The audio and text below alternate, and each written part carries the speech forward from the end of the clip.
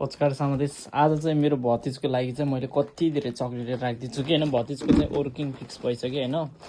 कति धेरै चक्लेट ल्याइदिन्छु कि है भतिजको लागि। ल हेर्नु है, भतिज फेरि चक्लेट भनेपछि लास्टै हो कि है, लास्टै धेरै चक्लेट के भयो भतिजलाई म आज यस्तो खुसी बनाइदिन्छु है। भतिजको वर्किङ फिक्स भयो नि त होइन।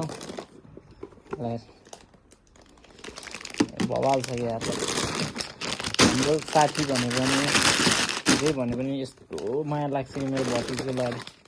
यो भतिजलाई होइन कहिलेसम्म खाने यो चक्लेट भतिज तिमीले? ल भन, साथी होस् त म जस्तो होस् कि।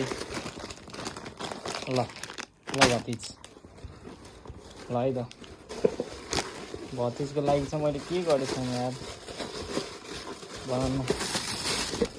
अनि आज भतिज यस्तो उस गरेँ होइन। भतिजको लागि मैले वाच पनि लिएर आइदिएको छु है। त्यो चाहिँ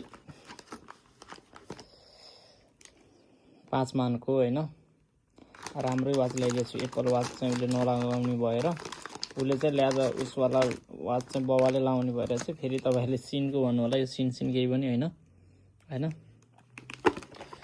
ल्यादरको चिज चाहिँ लास्ट मन पराउँछ कि उसले होइन, त्यही भएर खोलेको छैन। ल भतिज, म चाहिँ भोलि कामबाट आउँछु अनि त्यसपछि भेट्नुपर्छ। ल है त, मोज गर आज तिमीले।